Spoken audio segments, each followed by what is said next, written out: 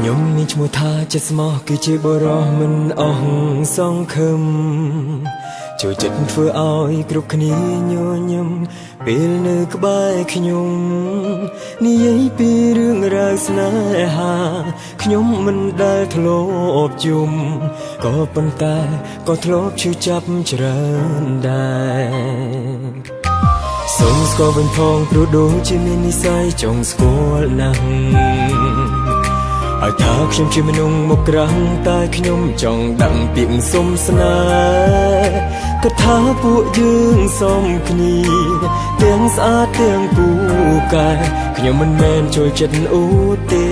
តែចូលចិត្តលេងសើចឲ្យសុំស្រឡាញ់ផងបេះដូងបងលូតញាប់ខុសចង្វាក់ធ្លាក់ក្នុងអន្លង់ស្នេហ៍មិនពូកែញ៉ាក៏ប៉ុន្តែប្រជិស្មោគឺអស់ត្រឹមបងម្នាក់នឹងហើយធ្លាប់មានបទពីសោ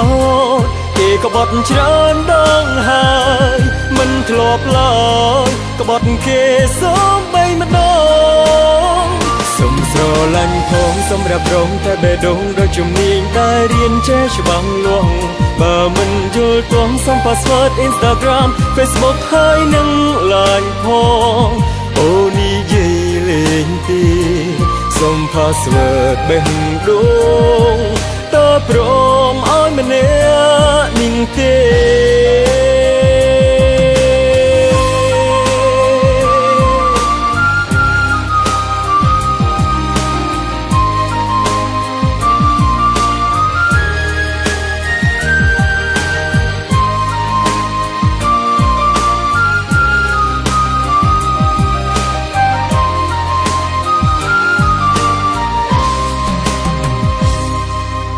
សុំស្គាល់វិញផងព្រោះដូចជាមាននិស្ស័យចង់ស្គាល់ណាស់ហើយថាខ្ញុំជាមនុស្សមកក្រាំងតែខ្ញុំចង់ដឹងពាក្យសុំស្នេហ៍ក៏ថាពួកយើងសមគ្នាទាំងស្អាតទាំងពូកែខ្ញុំមិនមែនចូលចិត្តអូទេ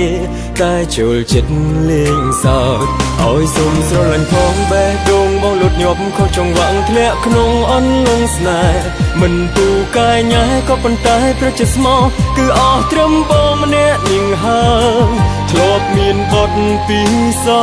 តគេក៏បត់ច្រើនដងហើយមិនធ្លាប់ឡើយក៏បត់គេសូមបីម្ដងសុំស្រឡាញ់ផងសម្រាប់រងតែបេះដូងដ៏ជំនាញដែលរៀនចេះច្បាស់លាស់បើមិនយល់ទងសុំ password Instagram Facebook ហើយនឹង LINE ផងអូនេះយាយលេងទេសុំ